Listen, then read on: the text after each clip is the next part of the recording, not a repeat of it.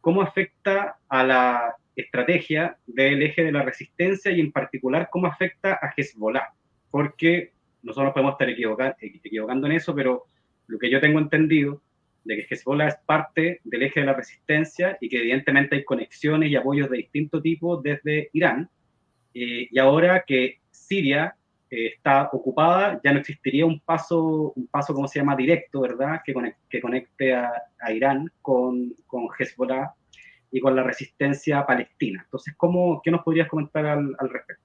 Bueno, no es un secreto que los golpes que ha dado el sionismo y Estados Unidos a la dirigencia de Hezbollah ha sido brutal. O sea, el asesinato de Seyed Hassan Nasrallah fue un golpe duro, absolutamente.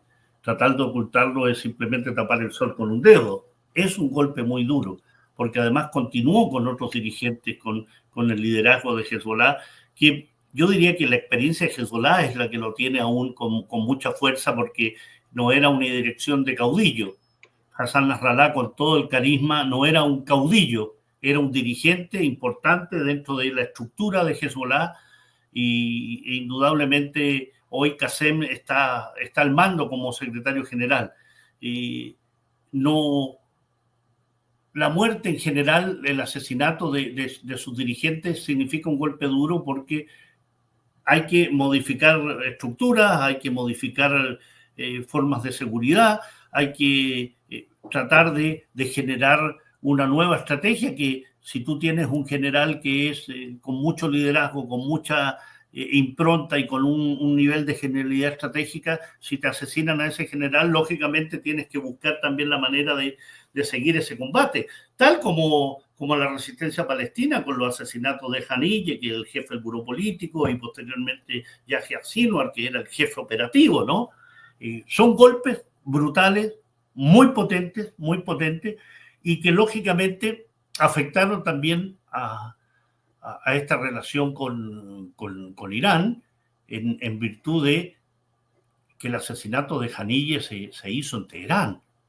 Recordemos que fue un asesinato en Teherán a través de una bomba israelí. Entonces, entró en una situación de mucha inseguridad y que fueron golpes sucesivos, permanentes a la dirigencia de Hamas, a la dirigencia del Líbano.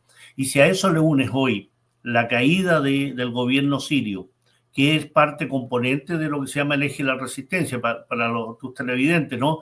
El eje de la resistencia se le llama aquel conjunto de movimientos, organizaciones y países que conforman un frente común frente al sionismo y frente al imperialismo, ¿no? Irán, Irak, pero no el Irak completo, eso es muy interesante, no el Irak completo, sino que aquellos movimientos de resistencia de Irak, porque Irak tiene su propia dinámica, tiene sus propias dificultades, tiene un gobierno que parte de ese gobierno es muy cercano a Estados Unidos, por ejemplo.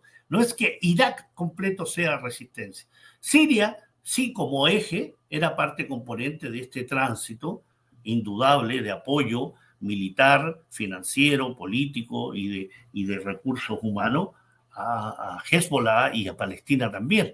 Si se te corta ese puente, indudablemente trae dificultades. Se hace más difícil la logística, se hace más difícil el aprovisionamiento, se hace más difícil la manera en que tú puedes apoyar a un movimiento de resistencia del Líbano que ha firmado el cese al fuego con el sionismo y que han definido que la zona sur del Líbano va a ser protegida por un ejército que es absolutamente ineficaz.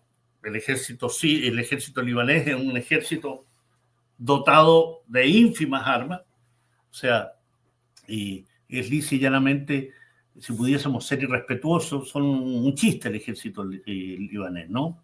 No representan un peligro para los sionistas.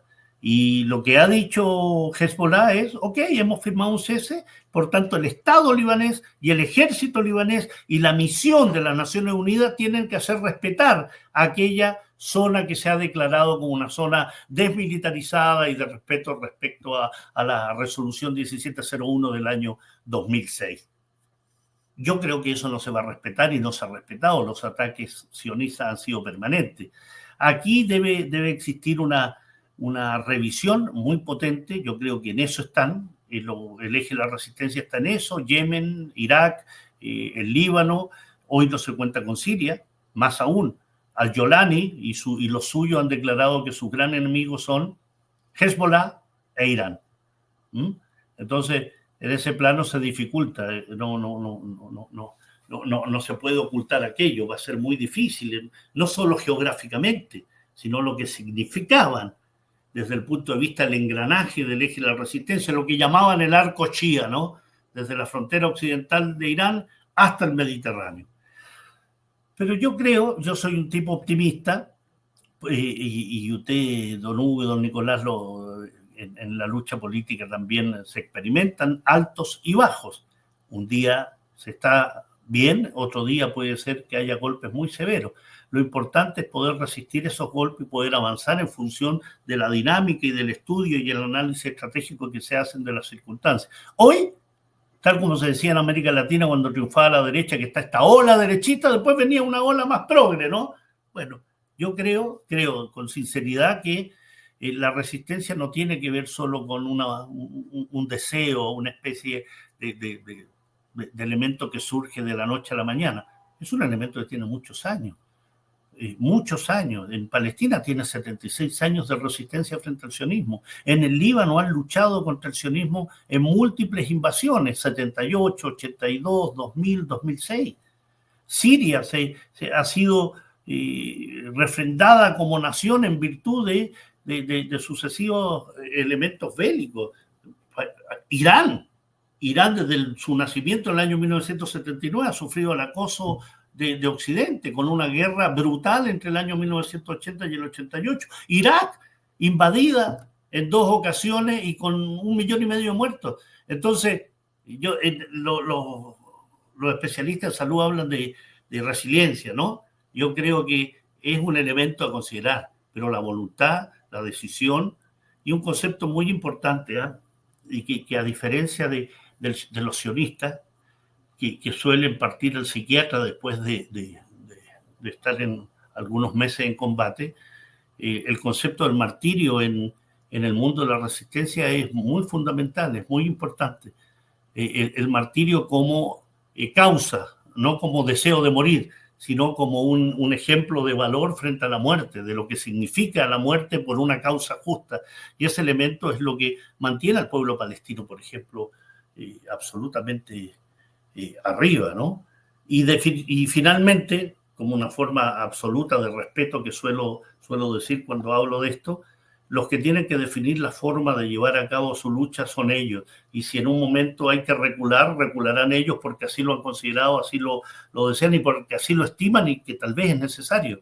Nosotros, desde esta parte del mundo, a 13.500 kilómetros de distancia, lo que tenemos que hacer es apoyar con toda nuestra fuerza la resistencia de cada uno de sus pueblos.